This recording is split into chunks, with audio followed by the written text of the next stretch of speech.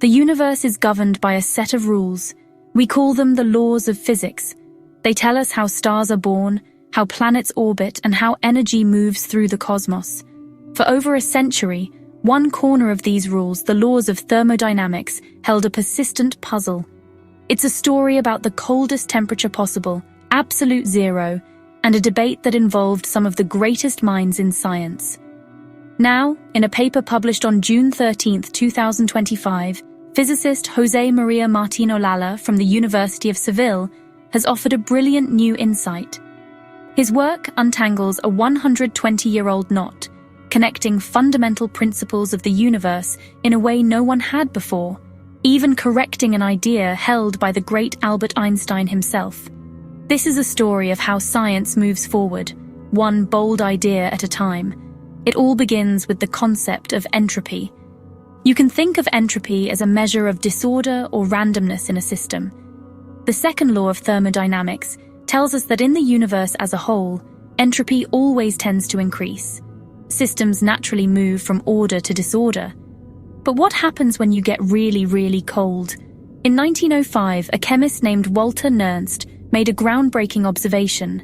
He noticed that as you cool a substance down towards absolute zero, the point where all atomic motion is supposed to cease, the changes in entropy also approach zero. This became known as Nernst's theorem, a fundamental piece of the puzzle of how matter behaves at the edge of temperature's lower limit. This observation was more than just a curiosity. It had profound implications. Absolute zero, or minus 273.15 degrees Celsius, is the ultimate cosmic speed limit for cold. It's a state of perfect order, where entropy should theoretically be at its minimum. Nernst's work provided the experimental foundation for what would later be called the third law of thermodynamics. It suggested a deep connection between temperature and the fundamental disorder of the universe. The quest to understand this connection would set the stage for a scientific debate that would last for more than a century, pitting brilliant minds against one another as they tried to make sense of the universe's ultimate cold frontier. The puzzle Nernst uncovered was this: if entropy changes become zero at absolute zero, does that mean we can actually reach it? And if we could reach it, what would that mean for the other laws of physics? These were not just abstract questions for scientists in a lab. They touched upon the very consistency of the cosmic rulebook. The behavior of matter and energy at this extreme limit could reveal something new and unexpected about the fabric of reality itself. Professor Martín Olalla's work revisits this fundamental question, armed with a new perspective that elegantly resolves the long-standing mystery and refines our understanding of these cosmic laws. Walter Nernst, who would later win a Nobel Prize for his work in 1920, took his own theorem to its logical conclusion.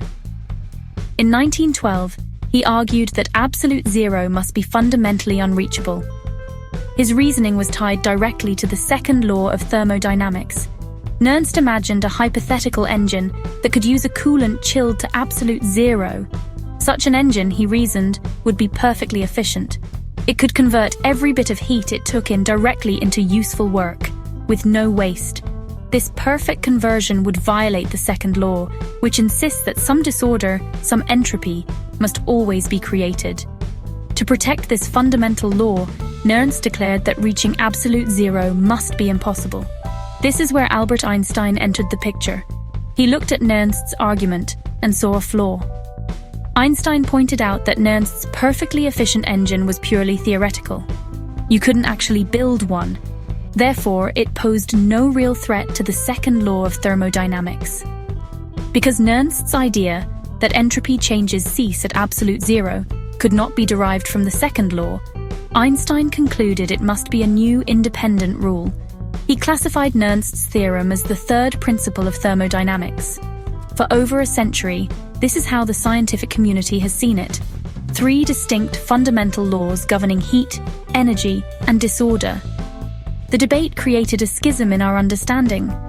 On one side, you had Nernst's view that the impossibility of reaching absolute zero was a direct consequence of the second law. On the other, you had Einstein's more influential view that it was a separate third law of nature. this wasn't just a matter of labeling. It was about whether the cosmic rulebook was elegantly interconnected, or if it had separate, unrelated chapters. The textbooks were written based on Einstein's interpretation, teaching generations of students that the second and third laws were distinct pillars of physics, standing side by side but not one upon the other. This separation has persisted for decades, a small but significant crack in the seemingly unified edifice of physics. Scientists prefer when laws are interconnected, when one principle flows elegantly from another. It suggests a deeper, more fundamental truth about the universe. The separation of the second and third laws felt like a loose thread, a piece of the story that didn't quite fit. It took over 100 years for someone to come along and pull on that thread, to re-examine the foundational arguments of Nernst and Einstein, and discover a hidden connection that both had missed, a connection that would finally unify these two great laws. This is where Professor Martin Olala's breakthrough comes in. Published in the European Physical Journal PLOS, his work revisits the very engine that started the debate. He realized something that both Nernst and Einstein overlooked. Martin Olala made two crucial points. First, he demonstrated that the mathematical framework of the second law of thermodynamics doesn't just allow for Nernst's hypothetical engine. It actually requires its existence.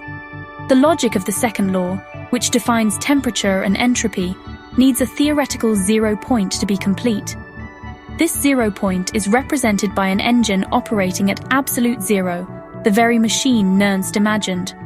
But, and this is the second brilliant insight, this engine must be what Martin Olala calls a virtual engine. It's not a real physical machine that could challenge the laws of physics. Instead, it's a conceptual placeholder that exists within the logic of the theory. This virtual engine is perfectly idle. It consumes no heat and produces no work. Because it doesn't actually do anything, it doesn't violate the second law's rule against perfect efficiency. It's a silent, ghost-like machine that sits at the absolute bottom of the temperature scale, serving as the anchor for the entire thermodynamic framework. By introducing this concept of a necessary but inactive virtual engine, Martin Olala solves the entire puzzle. The existence of this engine, required by the second law, leads directly to two major conclusions. First, it proves that entropy exchanges must approach zero as the temperature approaches absolute zero, which is precisely Nernst's theorem. Second, it proves that absolute zero itself must be unattainable. You can get closer and closer, but you can never quite reach the location of this idle virtual engine. The second law itself, when fully understood, puts up a do not enter sign at the door of absolute zero. Suddenly, the third law is no longer a separate, independent principle as Einstein had argued. Instead, it is a direct and necessary consequence of the second law. Martin Olala's work shows that Nernst was closer to the truth, but he lacked the final piece of the puzzle, the idea that his engine had to be a virtual one. This elegant solution doesn't break any rules. It reveals a deeper, more profound connection between them. It's a beautiful example of how a subtle shift in perspective can resolve a long-standing paradox and unify our understanding of the universe's fundamental operating system. The implications of this discovery are significant, starting in the classroom. Professor Martin Olala has already begun teaching this new, unified demonstration to his thermodynamics students at the University of Seville.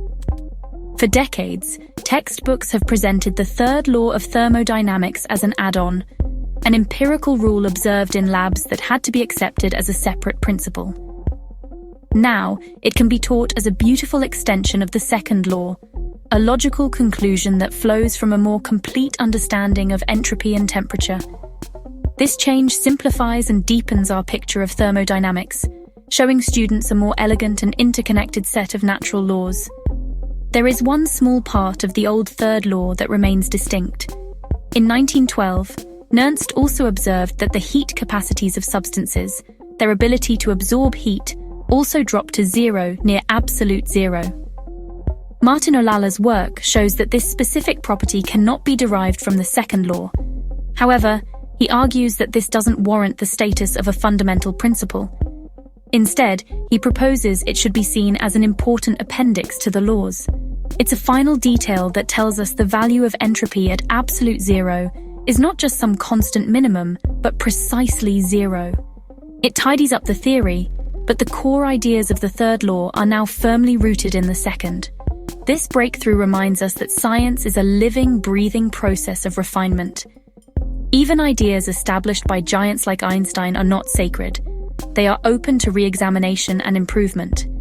By solving this 120-year-old puzzle, Martin Olalla has not only corrected a historical misunderstanding, but has also given us a more cohesive and powerful vision of the physical world. It reinforces the idea that the universe is not just a collection of disparate rules, but an intricate, logical system where deep connections wait to be discovered.